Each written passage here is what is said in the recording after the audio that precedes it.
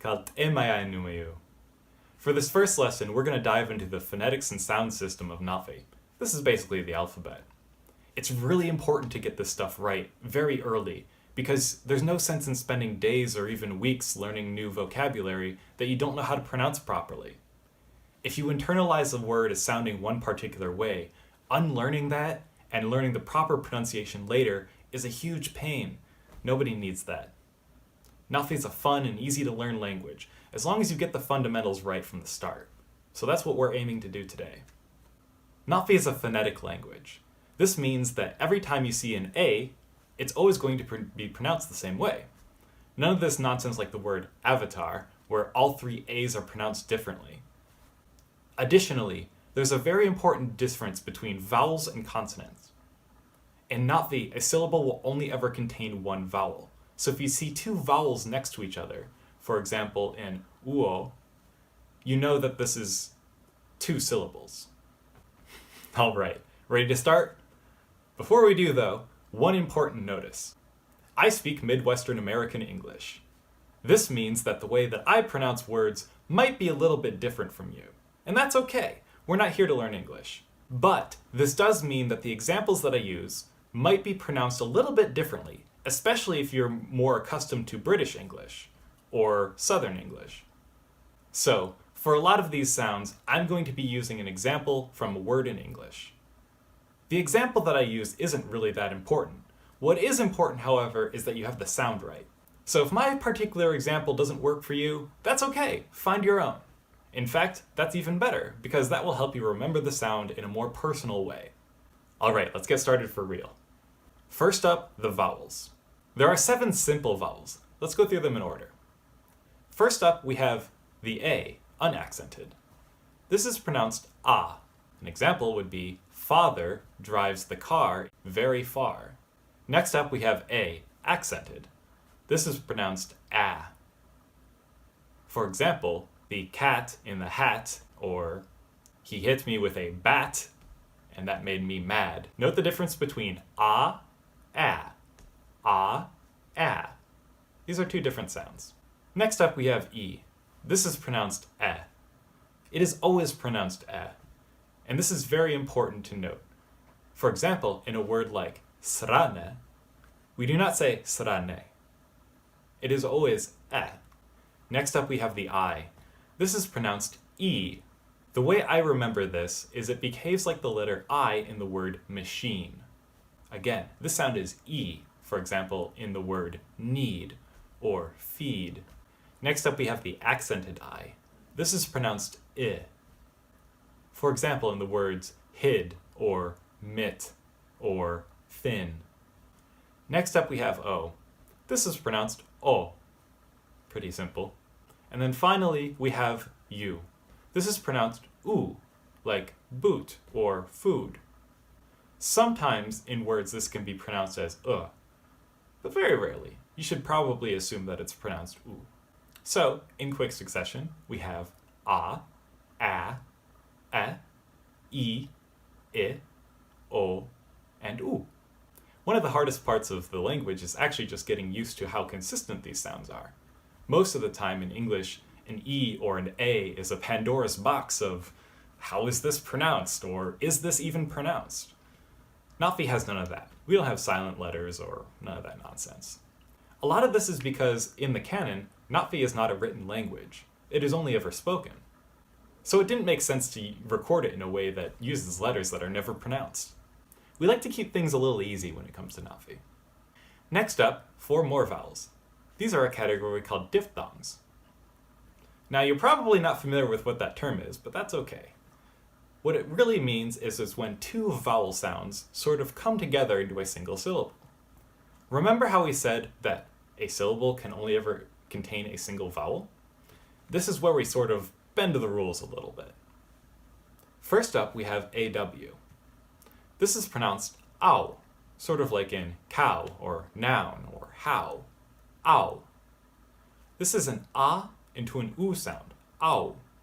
Ow. But this is not au. Ow. 1 syllable. Next up, we have AY. This is I. This is an ah into an e sound. I. This is like I as in I, myself, eyeball, pie. Pick your word.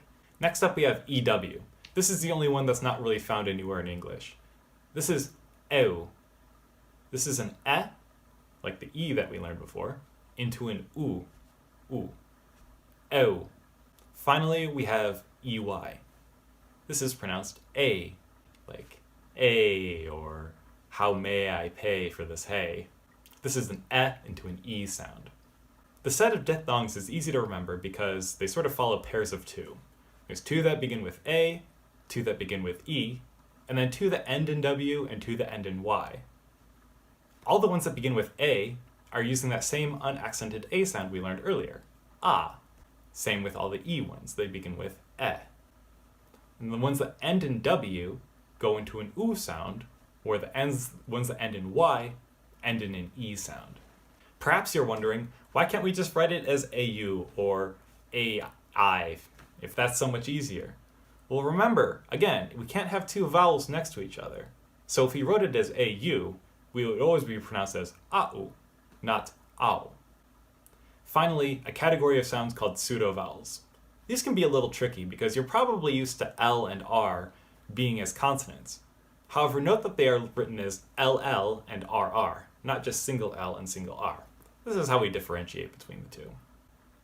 Pseudo-vowels are this way because L and R can be both consonant and vowel in Notve. However, whenever they are doubled like this, they are always their vowel form. So, what do they sound like? Double L here, this sounds like This is sort of like the L in table. Note that in the second syllable of table, the B is carrying most of the consonant weight. It's the b. But then we have this at the end. This is a vowelized L, and this is what we're looking for with the double L sound. The double R, on the other hand, is a trilled R, like rrr. Now, if you can't trill your R's right now, don't worry about it. This will come with practice. Now, I'm really bad at teaching how to trill R's, so I'm not going to right now. However, there are many resources on the internet. Do a little bit of searching, and I'm sure you'll find out something that works for you. If initially you can't get this right, and it sort of comes out as that's all right, but just know what it should sound like. That's the important part. Rrr. With all that done, rapid fire pop quiz, let's go. Ah, e, I, o, u, ow, I, ew, a, rrr. Got that? Good. Let's move on to the consonants. Now, consonants are a little bit different. Because they carry a hard sound up front, but they're really quiet afterwards, I'm going to be including the dummy sound of ah after every single one of these sounds. For example, I could say f. You might get what I'm saying there, but not the best. But if I say fa, okay, you can understand that this is the fa part of the fa. Just note that every time you see a F, you're not going to be saying fa. Just you could say fi, fi, fo, fum. All of these are valid and not fake. All right, so F, fa. Next up, H, ha. L, la. M, ma. N, na. S, sa. V, va. W, wa. Y, ya. Z, za. Nothing revolutionary, right? Cool. Let's move on to the next set. This is where things get a little bit different. Now, first up, we have diphthong. There's a little apostrophe doohickey. Now, this isn't punctuation. This is actually a consonant. In language, this is called a glottal stop. Now, you probably don't know what that is, but you probably know about the little catch in the word uh-oh. That's a glottal stop. They're not super common in English, but show up once in a while. This also shows up in the name of our fine language, Notve. It's not Navi or Navi. Don't say Navi. It's just always Notve. Want to catch that little catch in the middle. This can show up at the beginning or end of a word. When it does so, you want to sort of sharpen the sound that goes into it. For example, the word elan. Notice how I sort of like sharply enter the A in elan. This is actually really important because the plural form of elan is elan, but we'll get to that later. Similarly, this can show up at the end of a word. For example, in neprte. We don't want to say neprte, it's always neprte. Note that sharpness at the end. Next up, ng. This is pronounced nga. Note, this is very different from na. Again, compare the two. Na, nga. Na, nga. Na is done with the front of the mouth. Na, na, na, na, na, na, na. Versus nga is done with the back. Nga. To make this comparison extra clear, compare the word sinner versus singer. That sound in the middle, singer, nga, nga, nga, that's what we're looking for.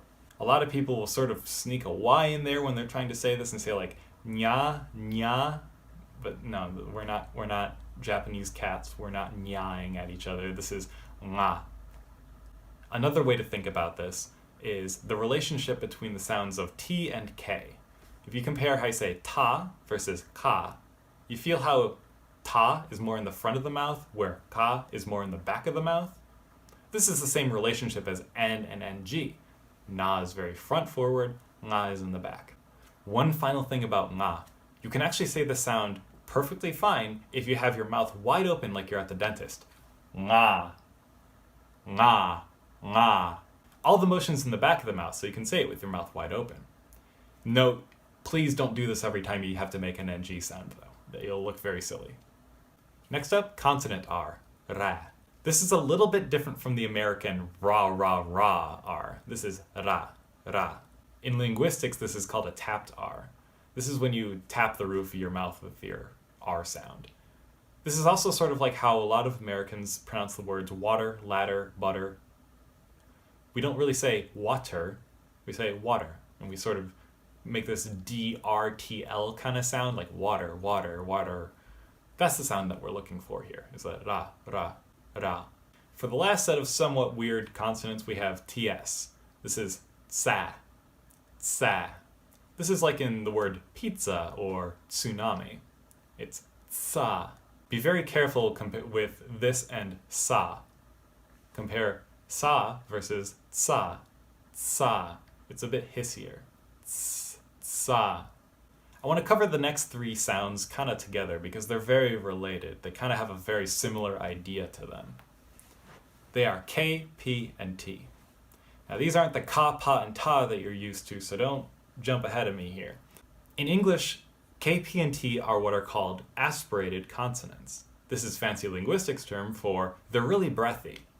What I want you to do at home for an exercise is I want you to put your fingers a few inches in front of your mouth and say the word king. Did you do it? You'll notice that it's very breathy. This is because in English, K is an aspirated consonant. Now this time I want you to do that exercise, but instead of saying king, say it with a G. Ging. Ging. You should probably feel a very minimal amount of breath, especially compared to our king example from before. This is because G is an unaspirated consonant in English, meaning it's not very breathy. So K in Notfi is unaspirated, or not very breathy. This should sound like ga, ga. Note this isn't ka, and this isn't quite ga either. This is somewhere in the middle. Ga, ga. The trick to doing this is actually to start with a straight up ga sound, or ga, ga. Then slowly take that G sound and sort of morph it towards being a K, just sort of incrementally, and really familiarize yourself with where in your mouth you are saying the G and K consonants. Ga, ga, ga, ka. Sort of feel out where those are, because we're going to be looking for the midpoint of this. So if you start with that G sound and slowly move it towards being a K, eventually you arrive at a nice midpoint that sounds like ga, ga. And it shouldn't be very breathy. You can use your fingers in front of the mouth test for this. Ga. If you don't feel a whole lot of aspiration, perfect, you got it. Just make sure you don't do a hard G sound. That doesn't exist in Notfi. I'm looking at you, Tukan. Alright, same idea, next letter. P. This is not pa, this is pa, ba. This isn't quite pa, and it's not quite ba. It's kind of in the middle. It's a similar concept really to the K and G from before. You kind of want to find a midpoint between the two, and you definitely want to start with the unaspirated version. In this case, it would be B. So starting with ba, you eventually want to take it to ba, ba, ba, ba, ba, ba, ba, ba. Finally, T. This isn't ta, this is da, da. It's kind of halfway between a D and a T. All right, K, P, T, ga, ba, da. They're unaspirated, making them a little bit different from English. There's another difference with these, is that when they show up at the end of a word, they are what is called unreleased, or not pronounced all the way. This is less of a rule of Notfi and more of a consequence of the fact that these are unaspirated sounds. But I'm getting a little ahead of myself. What's an unreleased sound? Consider at. This is not at, this is at. And if we change it to any of the other unaspirated consonants, we have a very similar result. Ap, at. Note how I sort of catch the sound in my mouth, but don't fully release it. This is really just a consequence of how the unaspirated consonants are pronounced, not really a special rule for Notfi. All right, the sounds that you've all been waiting for, the ejectives. These are the KX, PX, and TX sounds. Similar to the pseudo-vowels or the diphthongs from before, KX, PX, and TX are a single sound that is referenced by two characters. So, what's an ejective? These are the really poppy, beatboxy kind of sounds like ah, and ah. Now those may sound a little intimidating, but don't you worry. They're actually quite easy to learn how to do, though they do sound very strange. The trick to an ejective sound is to sort of trap air in your lungs and make a sound without exhaling. Remember how with ga, pa, and da, we weren't doing a whole lot of exhaling? This is sort of taking that to the next level. So if you trap air in your throat and then make a K sound in your mouth, that's the sound we're looking for. That's what KX is, that sound. Similar idea for PX and TX. These are just done with different parts of the mouth. For PX, this is done with the lips. For example, ah or up. And then the TX is done with the tongue. This is the sound. With a vowel attached, it might be ah or o. Something that a lot of beginners struggle with is shortening the time between the ejective and the vowel. For example, in o, at first you might say o, and that's okay. Honestly, the amount of time between your ejective and your vowel will come down over time. This just comes with a lot of practice. Additionally, the other problem I see often with new learners is that they sort of overpronounce their ejectives. They kind of want to go oh or oh. And you honestly don't have to do them that forcefully. Ejectives can actually be whispered. I hope this was a useful introduction to the Notfi sound system. Even if you can't make these sounds right now, that's okay. The important part is that you know how they should sound. When you pick up new words, you sort of internalize how they should sound. Again, even if you can't make the sound right, even if you can't roll your R's, you can't rrr, or if you have trouble with and that's okay. But just know how they should sound. When you're learning a new word and you're not sure about the pronunciation, you can always check online dictionaries like dictionary.com. Dictionary is great because every word has a wonderfully recorded sound sample to go along with it. That's all for this lesson. Keep practicing what you've learned and you'll get good. I guarantee it. It all just comes down to practice.